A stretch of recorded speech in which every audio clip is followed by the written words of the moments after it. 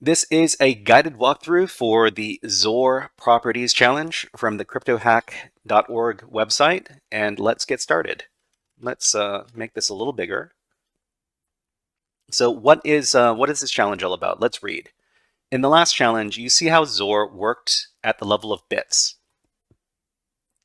In this one, we're going to cover the properties of the XOR operation and then use them to undo a chain of operations that have encrypted a flag.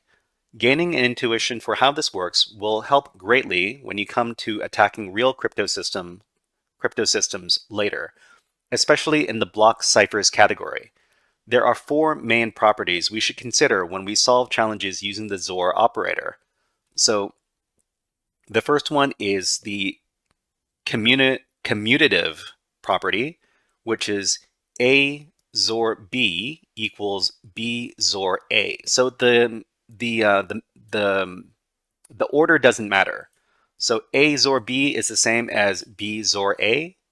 So if you have more than two, if you A XOR B XOR C, it's the same as doing B XOR A XOR B or B XOR A XOR C. It doesn't matter what order you put them in. The next one is associative, which is A XOR of B and C is equal to A and B XORed together, XORed by C. So it doesn't matter in what order you do the XORs. If you XOR all of these things together, you're going to get the same result.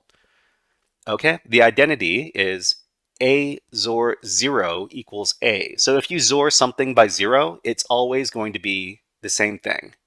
And self-inversive. If you XOR something by itself, you're going to get the result of 0 because everything is going to be the same, and something that is the same XORed with itself is always going to be 0.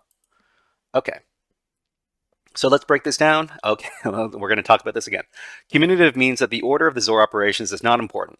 Associative means that the chain of operations can be carried out without order. We do not have to worry about brackets. The identity is 0. So XOR with 0 does nothing. And lastly, something XORed with itself returns 0. Okay, so let's put this into practice. Below is a series of outputs where 3 random keys have been XORed together and with the flag. Use the above properties to undo the encryption in the final line to obtain the flag. So we've got key, so the key value is equal to this hexadecimal string. And remember, when we've got when we have a hexadecimal string, we can actually convert this string into binary. We have to convert the hexadecimal string into binary before we can do XOR operations on it. And it's so if we were to take this big hexadecimal string and we were to convert it using some sort of calculator over here. So let's do hexadecimal and let's convert that to binary. So hex binary, enter the hex number, convert that to binary. It's a really big number.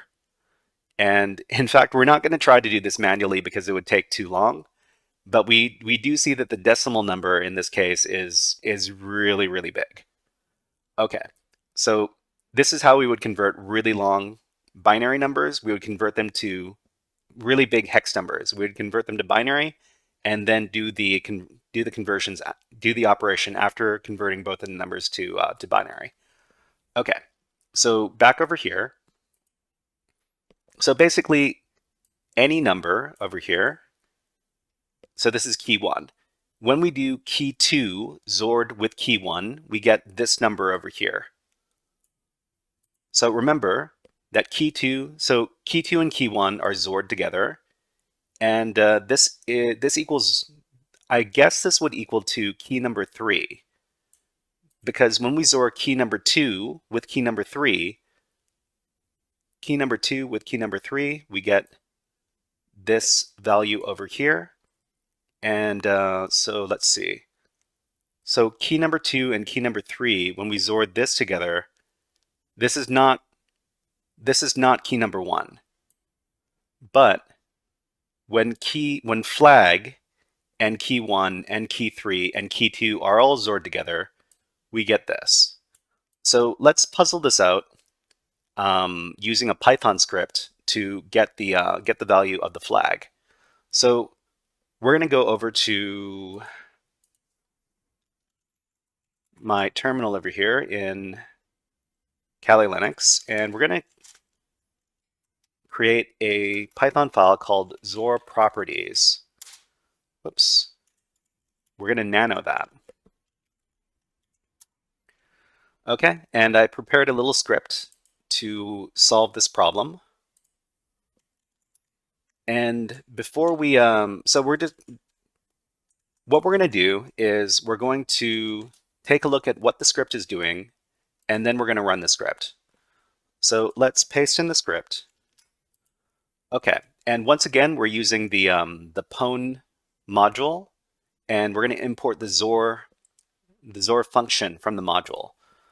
So we've got all of our original values over here, and so we've got key 1 is equal to this hexadecimal string, and what we're going to do is we're going to define it as bytes from hex.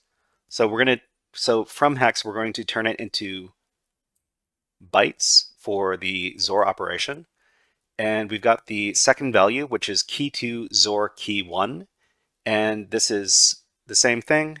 All of these values we got them from this example over here. We've got key 2 XOR key 2 XOR key 3, which is this, and we've got flag XOR all of the keys, which is equal to this. So the first thing we need to do is we need to figure out what key 2 is, and we can figure out what key 2 is by doing a XOR operation between key 1 and key 2 XOR key 1.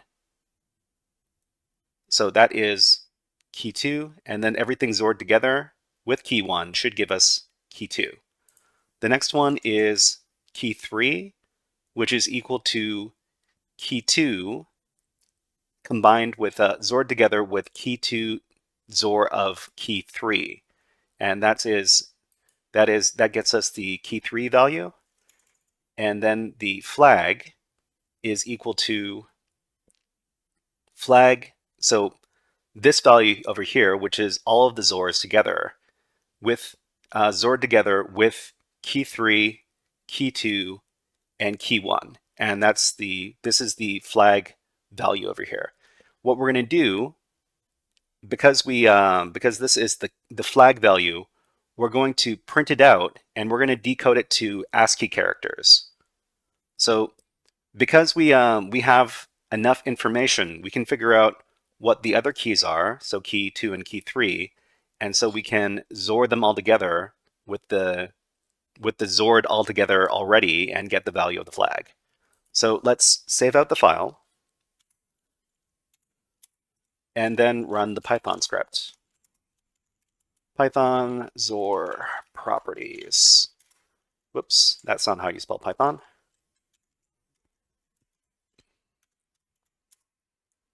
Okay, and this is what we get. So it's a neat little flag over here. So crypto XOR is associative. Great. So we're going to copy this flag.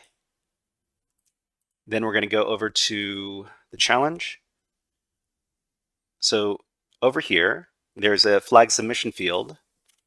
Paste in the flag, click submit, and then we're done. Okay. All right, so that was a guided walkthrough for the XOR properties challenge from the cryptohack.org website. If you enjoyed this challenge, please click on the like and subscribe buttons on the video and leave a comment in the video comments. Anyways, until next time, HackerFrogs out.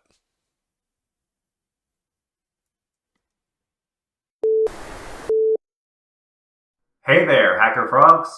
Are you enjoying this workshop? Learning new concepts and skills? If so, there's a way you can support the channel, and it's totally free. Just click on the subscribe button below the video. Also, click on the like button. And if you have questions or comments on this workshop, please leave them below the video. Thanks for listening. And now, back to our scheduled programming.